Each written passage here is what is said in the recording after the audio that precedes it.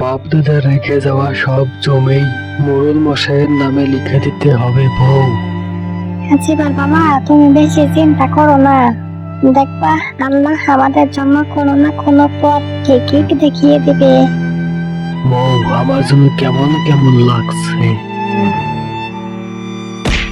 ওগো, কি হলো তোমার? বা মা, বালতিতে করে পানি নিয়ে এসো তো, তোমার বাবার মাথায় পানি দিতে হবে।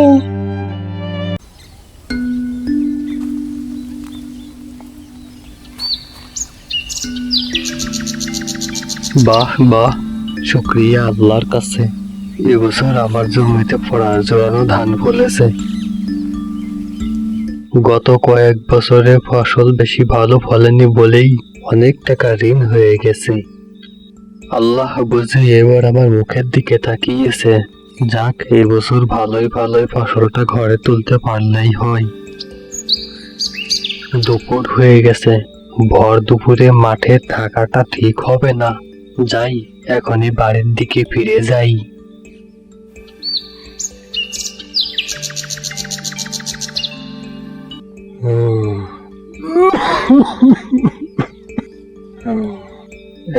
আরে, ওখানে আবার কে এরকম কাশি দেয়? এখান থেকে তো ভালো করে দেখাও যাচ্ছে না। না, একটু এগিয়ে দেখি তো। কে ওখানে বসে অসুস্থ মানুষের মতো কাশি দিচ্ছে?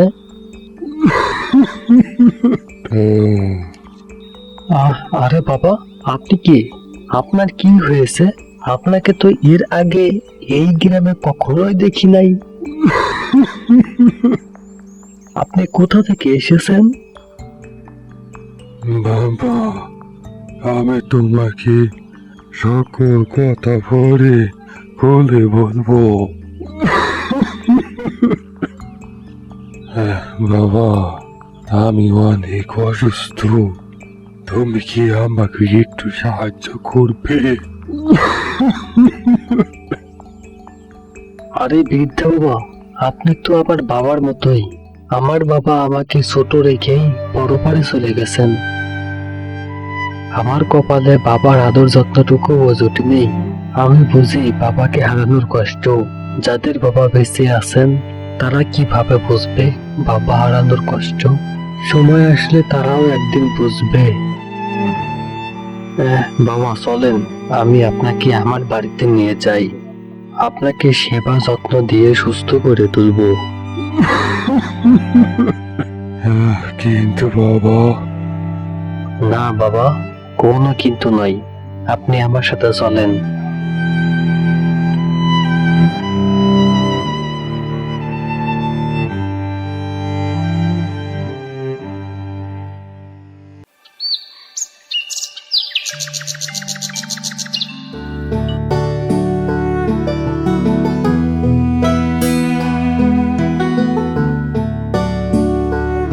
এই, কই গো বউ, এই দেখো কাকে বাড়িতে নিয়ে এসেছি। হ্যাঁ গো, একটু দাঁড়াও, আসতেছে। বউ, এই দেখো, এই বৃদ্ধা বাবা অনেক অসুস্থ। অসুস্থতার কারণে বেশি কথাও বলতে পারছে না, তাই আমি ওনাকে আমাদের বাড়িতে নিয়ে এসেছি। একটু সেবা যত্ন দিলেই উনি সুস্থ হয়ে উঠবেন। হ্যাঁ হাসিবার বাবা, তুমি ওনাকে বাড়িতে এনে ভালোই করেছ। এখন ওনাকে ঘরে নিয়ে এসো তো, আমি ওনার মাথায় পানি পট্টি দেওয়ার ব্যবস্থা করতেছি।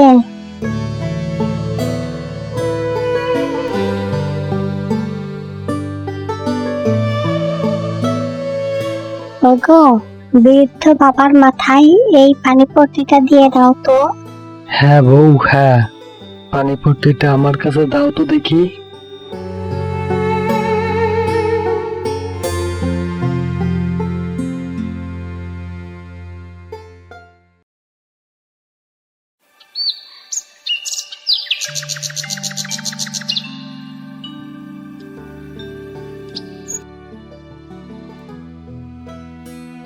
আরে আরে, বৃদ্ধ বাবা আবার কোথায় গেলেন? বৃদ্ধ বাবাকে তো কোথাও দেখছি না। তাহলে বৃদ্ধ বাবা আবার বাহিরে কোথাও যায়নি তো? দেখি তো, বৃদ্ধ বাবা বাহিরে কোথাও আছে কিনা।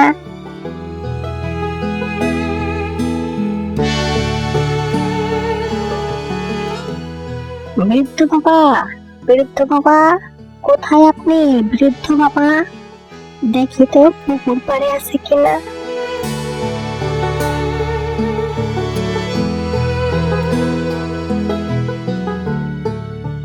না, কোথাও তো বৃদ্ধ বাবাকে দেখলাম না। তাহলে উনি কোথায় গেলেন? বিষয়টা তো অনেক চিন্তার বিষয়।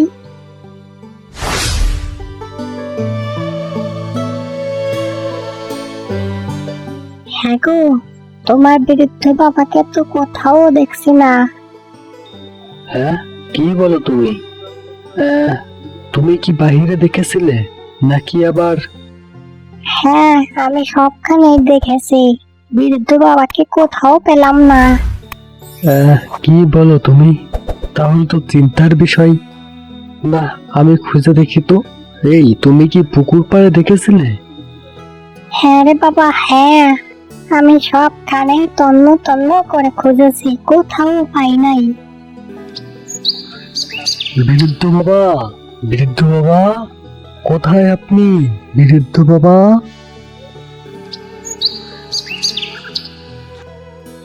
এই যে রতন ভাই, তুমি কি কোনো অসুস্থ বৃদ্ধ লোককে দেখলে? হ্যাঁ, বৃদ্ধ লোক? তা বৃদ্ধ লোকটা দেখতে কেমন? লম্বা না খাটো? ফর্সা না কালো? হ্যাঁ, বৃদ্ধ লোকটা উঁচু লম্বা, ভালোই, দেখতেও ফর্সা। তুমি কি এরকম কোন লোক দেখেছো? এই তো, রিমনকে খাটানোর একটা মোক্ষম সময়, এই সুযোগে রিমনকে খাটিয়ে নেই। কি গো রতন ভাই, তুমি মনে মনে কি বলো? তুমি কি বৃদ্ধ লোকটাকে দেখেছো? হ্যাঁ, হ্যাঁ হ্যাঁ, দেখেছি তো বটেই। তা উনি কোথায় আছে? দেখলাম ওই খাল পাড়ে একজন অসুস্থ বৃদ্ধ লোক বসে আছে। আমাকে বলে, বাবা তুমি কি আমাকে রিমনের বাড়িতে গিয়ে দিয়ে আসবে? আমি পথ ভুলে এখানে চলে এসেছি। তখন আমার হাতে কাজ ছিল বলেই আমি তাকে তোমার বাড়িতে দিয়ে যেতে পারি নাই। তা রিমন ভাই, তুমি ওখানে গিয়ে দেখতে পারো। হ্যাঁ, ওই খাল পাড়ে এত দূরে? এখন দেখো, তুমি এত দূর ওই বৃদ্ধ লোকটাকে আনতে যাবে কিনা, এটা সম্পূর্ণই তোমার ব্যাপার। হ্যাঁ,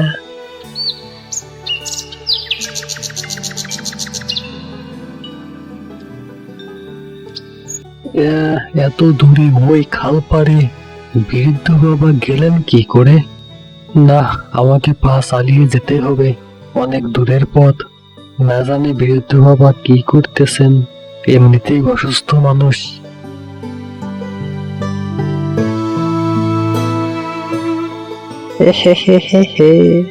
বেটাকে আজকে কঠিন শিক্ষা দিতে পেরেছি। এখন যা ওই খাল পাড়ে।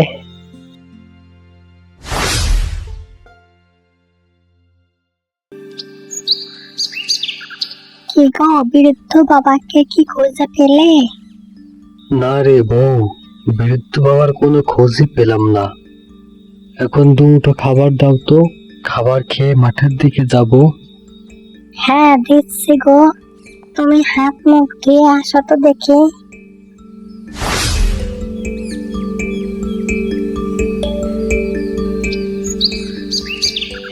এই যে রিমন ভাই, ওদিকে কোথায় চললে? হ্যাঁ হ্যাঁ রতন ভাই, যাবো একটু মাঠের দিকে ভাই। ধানগুলো তো পেকে গেছে, দেখতে যাব কবে কাটা যায়। আমি এখন যাই রতন ভাই, আমার হাতে সময় নেই, আবার গঞ্জের দিকেও যেতে হবে।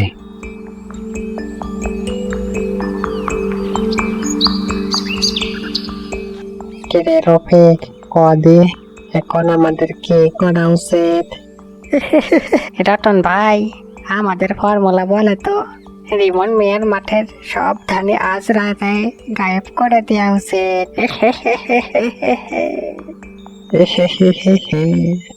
বাহ রফিক বাহ, আমার সাথে থাকতে থাকতে তোর মাথায় তো ভালো বুদ্ধি আসতে শুরু করেছে, হ্যাঁ? কিন্তু রতন ভাই, রিমন মিয়ার এতগুলো ধান আমরা দুজনে গায়েব করব কি করে? না রে রফিক, না, যা ভেবেছিলাম তা না রে। তোর মাথায় বুদ্ধির কিছুটা অভাব আছে রে। আর হারামজাদা, শোন, পাশের 2 গ্রামে আমাদের যে সাঙ্গু পাঙ্গু আছে তা কি হাতে ছেঁড়ার জন্য আছে রে? হ্যাঁ রফিক, তোর মাথায় বুদ্ধি হবে কবে রে? হ্যাঁ, রতন ভাই, বুঝেছে এবার? হ্যাঁ, কি যে বলছো তা তো ভালো করে জানি। এখন যা তো, কমলনগর আর কাঞ্চননগর যা, ওখানে গিয়ে আমার কথা বল আর রেমন মিয়ার ধান গায়েব করার কথা বল। আজ রাতে যেভাবে হোক রেমন মিয়ার জমির ধান গায়েব করতেই হবে। হে হে হে হে হে।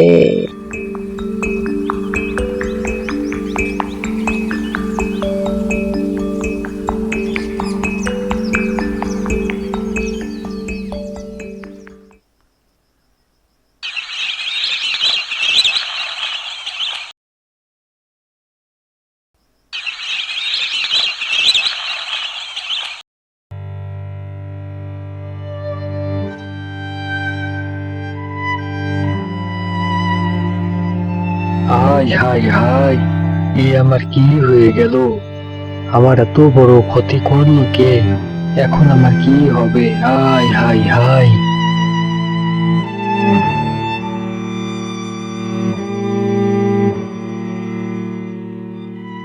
হ্যাঁ রে রেমন ভাই, কালকে বিকেলেও তো তোমার জমিতে ফসল দেখলাম। তাই এক রাতের ভেতর তোমার জমির এতগুলো ফসল কেটে নিয়ে গেল কারা? হ্যাঁ, তুমি কি কাউকে সন্দেহ করো? না রে ভাই কবির, আমি তো কোনোদিনই কারো কোনো ক্ষতি করি নাই। আমার জানা মতে তো আমার কোনো শত্রুও নেই। আমি কাকেই বা সন্দেহ করব? তুমিই বলো কবির। এখন আমি কি আর করব? মোড়ল মশাইয়ের কাছ থেকে সমস্ত জমির দলিল দিয়ে ঋণ করে টাকা এনেছিলাম, তাই এবছরেই দেওয়ার কথা ছিল। ঋণের টাকা সময় মতো পরিশোধ না করতে পারলে সমস্ত জমি মোড়ল মশাইয়ের নামে লিখে দেওয়ার কথা। এখন আমার আর কি করার আছে কবির? ফসলের সাথে সাথে আমার জমিটুকু আর থাকলো না। রেমন ভাই, আপনি এত ভেঙে পড়বেন না। দেখবেন আল্লাহ আপনার জন্য কোনো না কোনো ব্যবস্থা ঠিকই করে দিবেন। আল্লাহর উপর ভরসা করেন।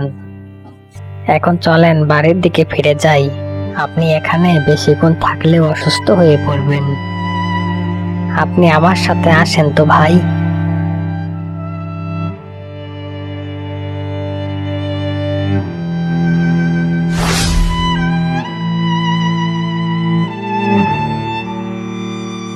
কি গো, আজকে তোমার মুখটা পেঁচার পেঁচার লাগছে কেন? কোনো অঘটন ঘটেছে নাকি? আরে বউ, আমাদের অনেক বড় সর্বনাশ হয়ে গেছে। হ্যাঁ, সর্বনাশ? আমাদের কি সর্বনাশ হলো গো? তুমি কি সর্বনাশের কথা বলছো হাজিবার বাবা? আরে আর বলো না বউ, ভাবতেই আমার দমটা বন্ধ হয়ে আসতেছে। আমাদের সকল জমির সব ধানে চুরি হয়ে গেছে। আবার ওদিকে এবছরেই মোড়ল মশাই সব ঋণের টাকা পরিশোধ করতে হবে। এবছর ঋণের টাকা পরিশোধ করতে না পারলে বাপ দাদা রেখে যাওয়া সব জমি মোড়ল মশাইয়ের নামে লিখে দিতে হবে বউ।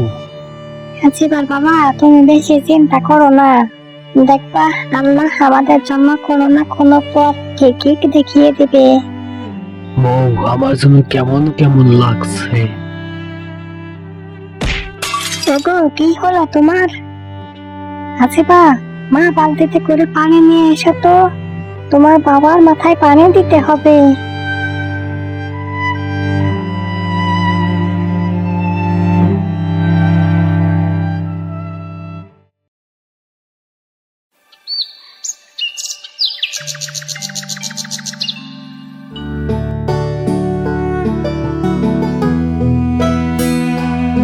এই যে রিমন মিয়া, বাড়িতে কি আসো? রিমন মিয়া,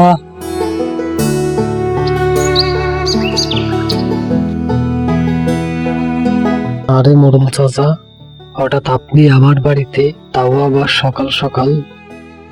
না, এসে তো আর পারলাম না। তুমি গত 2 বছর আগে আমার কাছে তোমার ফসলের জমি দলিল দিয়ে ঋণ করে টাকা আনলে। তাই এই 2-3 বছরের মধ্যে তুমি আমার সাথে দেখা করলে না। কারণ কি? হ্যাঁ, মোড়ল মশাই, এত কাজের চাপে আপনার সাথে দেখা করার মতো বাড়তি কোনো সময় পাইনি। মোড়ল মশাই, এজন্য আমি খুবই দুঃখিত। আমাকে ক্ষমা করে দিন মোড়ল মশাই। সে না হয় গত কয়েক বছর দেখা করো নাই, তার জন্য ক্ষমা করে দিলাম। কিন্তু আমার টাকা পরিশোধের সময় তো এবছরেই শেষ হয়ে যাবে। তুমি আমার টাকা পরিশোধ করবে কবে? হ্যাঁ, মোড়ল মশাই, আপনি যে কি বলেন? রিমন মিয়া আর কিভাবে আপনার ঋণের টাকা পরিশোধ করবে?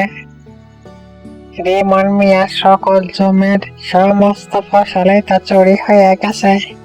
এখন রিমন মিয়া আর কোথা থেকে টাকা পাবে? শর্ত মোতাবেক রিমন মিয়ার 3 বছরের মধ্যে টাকা পরিশোধ করতে না পারলে সমস্ত জমি আপনার নামে লিখে দেওয়ার কথা ছিল।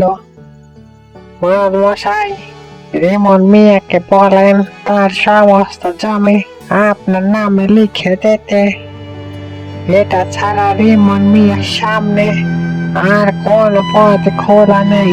মোড়ল মশাই, না মোড়ল মশাই, মোড়ল মশাই, আমাকে আর কিছুদিন সময় দিন। আমি আপনার সব টাকায় পরিশোধ করে দিব। মোড়ল মশাই, তাছাড়া ঋণের টাকা পরিশোধের সময় শেষ হতে আরো তো প্রায় 2 মাস বাকি আছে। মোড়ল মশাই, এই 2 মাসই আমাকে সময় দেন। আমি 2 মাসের মধ্যেই আপনার সকল টাকা পরিশোধ করে দিব মোড়ল মশাই।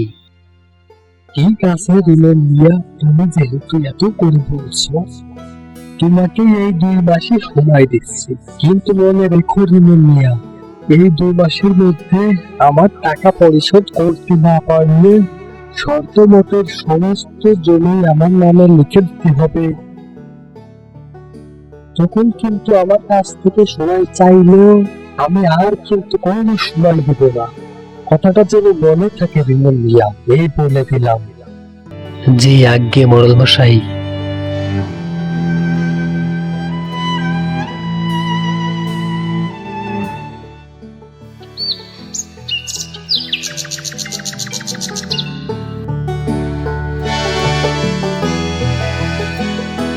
আরে, ওই গাছের গোড়ায় কে বসা? মনে হচ্ছে বিরক্ত বাবা। এগিয়ে দেখি তো।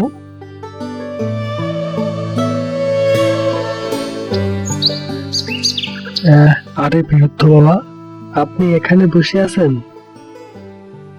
গতকাল আমি আপনাকে কত জায়গায় খুঁজেছি, আমি তো আপনাকে কোথাও পেলাম না। আপনি কোথায় গিয়েছিলেন বাবা? আপনি কি এখন সুস্থতা অনুভব করছেন? সে কথা পরে হবে বাবা, আগে বলো তো, শুনলাম তোমার নাকি সকল জমির ফসলে চুরি হয়ে গেছে। হ্যাঁ বাবা, আমার জমির সমস্ত ফসলে কে বা কারা যেন চুরি করে নিয়ে গেছে। বাবা কি বলবো আর দুঃখের কথা, মোড়ল মশাইয়ের কাছ থেকে অনেক টাকা ঋণ করেছিলাম। তা ভেবেছিলাম এবছরের সমস্ত ফসল বিক্রি করে মোড়ল মশাইয়ের সমস্ত টাকায় পরিশোধ করে দিব। তা আর হলো না। এখন বুঝি বাপ থেকে রেখে যাওয়া সমস্ত ফসলি জমি মোড়ল মশাইকে লিখে দিতে হবে। বাবা রিমন, তুমি আর চিন্তা করো না বাবা, তোমার সততার সমস্ত পুরস্কারই তুমি পাবে বাবা।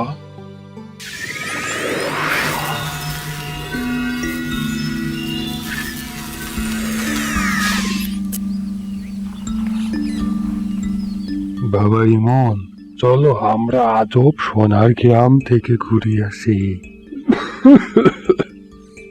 হ্যাঁ বাবা, সোনার গ্রাম। হ্যাঁ বাবা, সোনার গ্রাম। তুমি এই সোনার পেয়ালাটা হাতে রেখে বলো, সোনার পেয়ালা, তুমি আমাকে সোনার গ্রামে নিয়ে চলো। দেখবে তোমাকে সোনার গ্রামে নিয়ে যাবে। এখন চলো আমরা সোনার গ্রাম থেকে ঘুরে আসি। সোনার পেয়ালা, তুমি আমাকে সোনার গ্রামে নিয়ে চলো।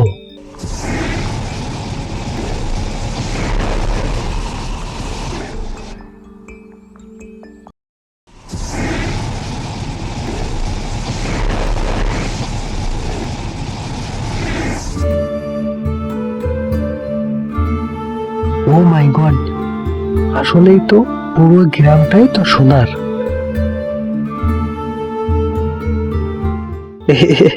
মনে হচ্ছে কে যেন পুরো গ্রামটাকে সোনা দিয়ে মুড়িয়ে রেখেছে।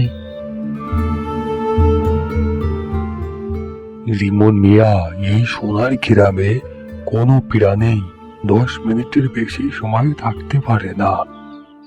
যদিও কেউ 10 মিনিটের বেশি সময় থাকতে চায়, সে পাথরে পরিণত হয়ে যায়। যেমন ওই দেখো,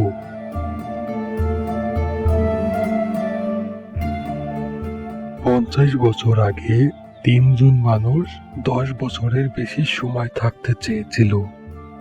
তারা পাথরে পরিণত হয়ে গেছে। তুমি ওই গাছ থেকে 3টি পাতা ছিঁড়ে নাও। তবে মনে রাখবে, তুমি যতবারই এখানে আসবে, এক গাছ থেকে 3টির বেশি পাতা ছিঁড়বে না। যাও, তুমি সোনার পাতা ছিঁড়ে নিয়ে এসো।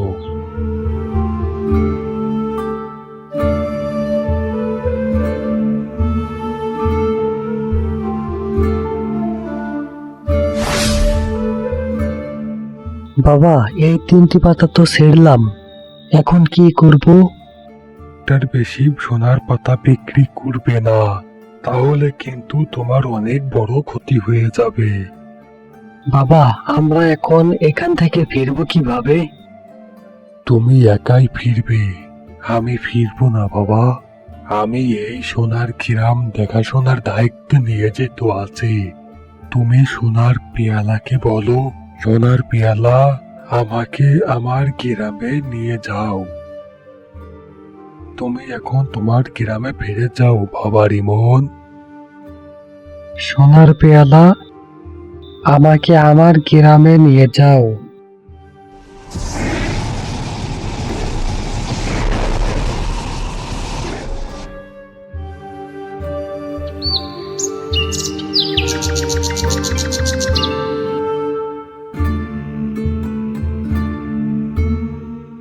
বউ, এই দেখো, আমাদের আর কষ্ট করে দিন কাটাতে হবে না।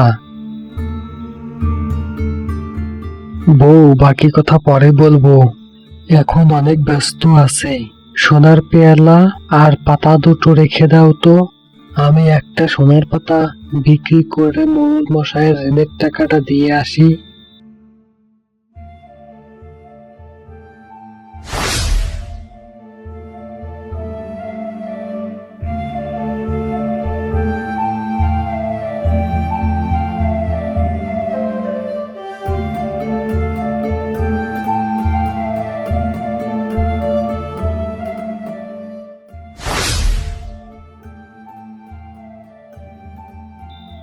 মোড়লমশাই, মোড়লমশাই, এই নেন আপনার ঋণের টাকা।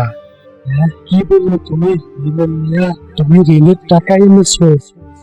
সকালেই না তোমার কাছে কোনো টাকা ছিল না, তাহলে এখন তুমি এত টাকা পেলে কোথায়? হ্যাঁ, আবার কোথাও থেকে চুরি করো নাই তো? হ্যাঁ, সেই মোড়লমশাই, আপনি এ কি বলেন? হ্যাঁ রিমন মিয়া, টাকা টেবিলের উপর রাখো। মোড়লমশাই, আমার জমির দলিলটা দেন। রিমন মিয়া, তোমার জমির দলিল তো আরো অনেক দলিলের মধ্যে রয়েছে, তা তুমি আগামীকাল এসে তোমার জমির দলিল নিয়ে যেও। জি আজ্ঞে মোড়লমশাই।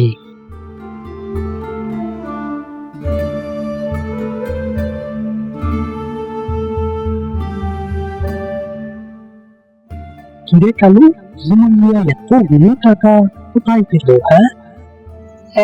মরল মশাই, আমিও তো এটাই চিন্তা করতেছি। রিমন মিয়া এত অল্প সময়ের ভিতর এতগুলো টাকা কোথায় পেল? কালু, খোঁজ লাগা, দেখ রিমন মিয়া এতগুলো টাকা কোথা থেকে পেল। যে আগে মরল মশাই।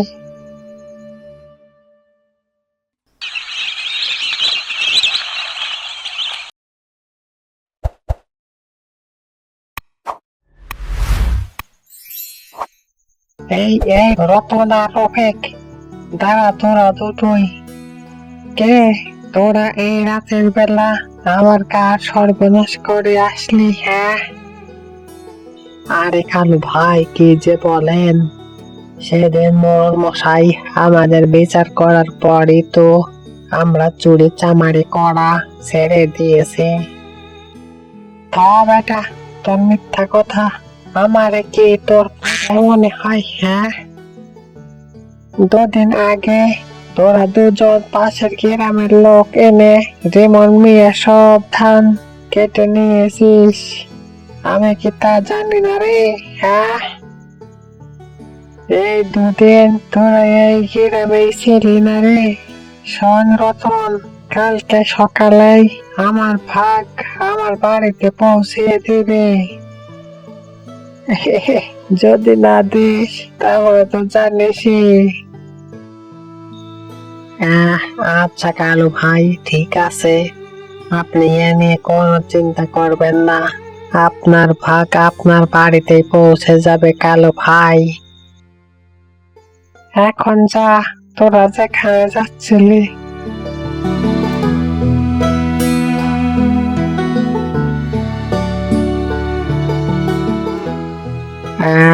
আরে রফিক, কালু ভাই রিমন মিয়ার বাড়ির দিকে যাচ্ছে মনে হচ্ছে। রিমন মিয়ার বাড়িতে কালু ভাইয়ের কিছু দরকার আছে হয়তো। আহারে গবেটি থাকলি তুই রফিক, তুই কি এর আগে কখনো দেখেছিস যে কালু ভাই রিমন মিয়ার বাড়িতে গেছে, তাও আবার রাতের বেলায়? তাই তো রতন ভাই, এখন তো নিশ্চয়ই ঘাবলা আছে। ঘাবলা তো আছে বটে রে রফিক, বিষয়টা দেখতে হবে যে। রফিক, চল কালু ভাইয়ের পিছু নেই।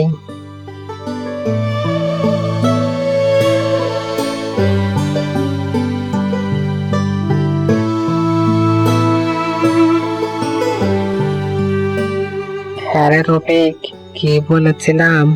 দেখ, কালু ভাই রিমন মিয়ার ঘরের জানালার কাছে ওকে মেরে কি যেন দেখতেছে।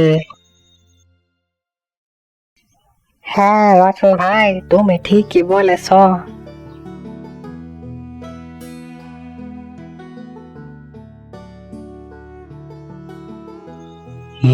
কালু ভাই, কি দেখো? কালু ভাই। কে? আরে তোরা এখানে কি করিস? যা দেখতেছে, তোরা তো কঠিন বিচ্ছু হয়ে গেছিস রে।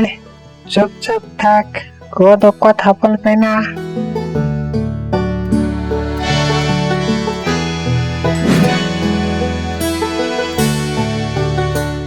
ওগো হাসিবার বাবা, তুমি এই সোনার পাতা ও সোনার পেয়ালা পেলে কোথায় তা বললে না যে? তাহলে শোনো বউ, আজকে দুপুরে জঙ্গলের ওই রাস্তায় দুদিন আগে আমাদের বাড়িতে অসুস্থতার ভাব নিয়ে যে বৃদ্ধ লোকটা এসেছিল তাকে দেখলাম বসে আছেন। আমি তার কাছে যাওয়ার পর সে আমাকে বলল, চলো সোনার গ্রাম থেকে ঘুরে আসি। আমি তো প্রথমে অবাক হয়ে গেলাম যে কি বলে। তারপর সে আমাকে এই সোনার পেয়ালাটা দিল আর বলল, তুমি এই সোনার পেয়ালাটাকে ধরে বলো, সোনার পেয়ালা, তুমি আমাকে সোনার গ্রামে নিয়ে যাও। তারপর আমি সোনার গ্রামে চলে গেলাম।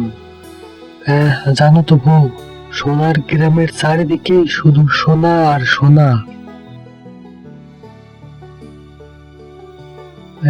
আর ওখান থেকেই তো আমি সোনার পাতা এনে ওই পাতা দোকানে বিক্রি করে মোড়ল মশাইয়ের সমস্ত ঋণের টাকা পরিশোধ করে আসলাম।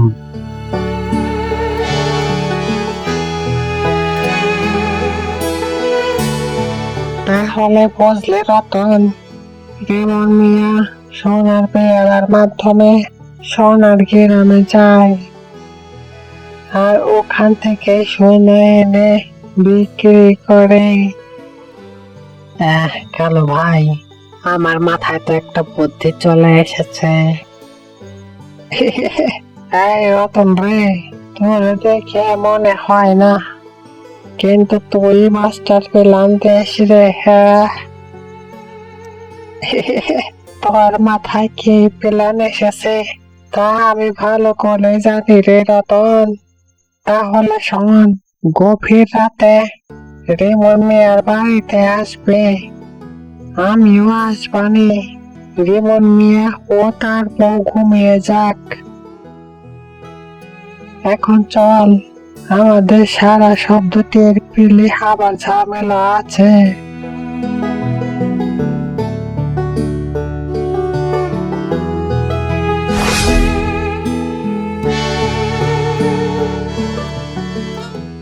কিরে রতন, অভিজ্ঞ ওকে হাসি নাই? কালু ভাই, এই রতন কাঁচা কোনো কাজ করে না। রফিককে পাঠিয়ে দিয়েছে রিমন মিয়ার বাড়ির খোঁজ আনতে। সাবাস রতন, সাবাস বেটা।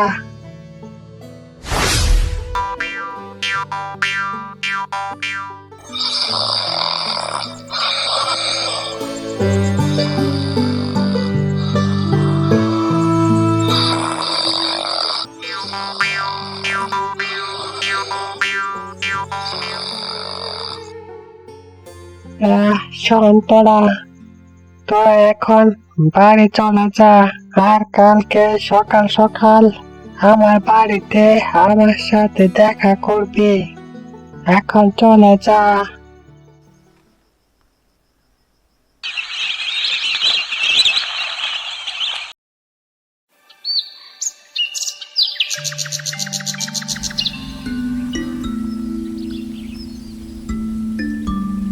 কালু ভাই, ও কালু ভাই, তুমি কি বাড়িতে আসো?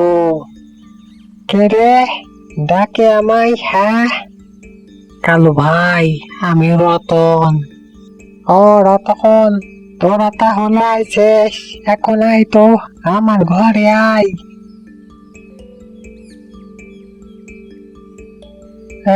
তোদের এখন আসার সময় হলো? হ্যাঁ, আমি তো তোদের জন্য কোন ভোর ফেলা থেকে অপেক্ষা করছি। আমার আর দর সহ্য হচ্ছে না রে, যে কখন যাব আমরা সোনার গ্রামে। এই একই লাইনে মিশে দাঁড়াতো দেখলে।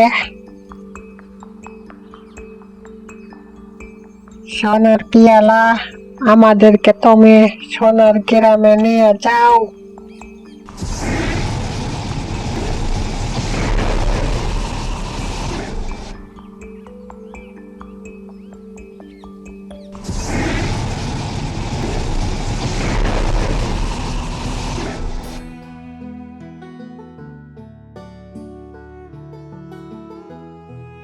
হ্যাঁ, ওরে রফিক, দেখছিস চারিদিকে কত সোনা আর সোনা।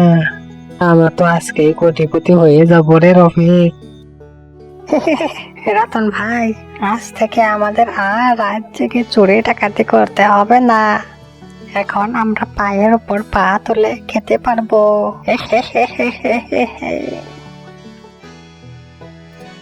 এই রতন, রতন চল আমরা ওদিকটা ঘুরে দেখি।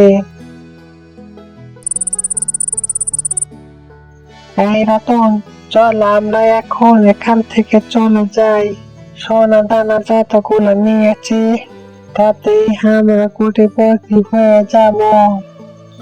কালু ভাই, আমরা এখন এখান থেকে বের হব কি করে? তাই তো, আমরা এখন এখান থেকে বের হব কি করে? রতন ভাই, আমি এখানে আসতে চেয়েছিলাম না, তুমি আমাকে এখানে নিয়ে এসেছো। এখন তুমি আমাকে এখান থেকে বের করো। হ্যাঁ।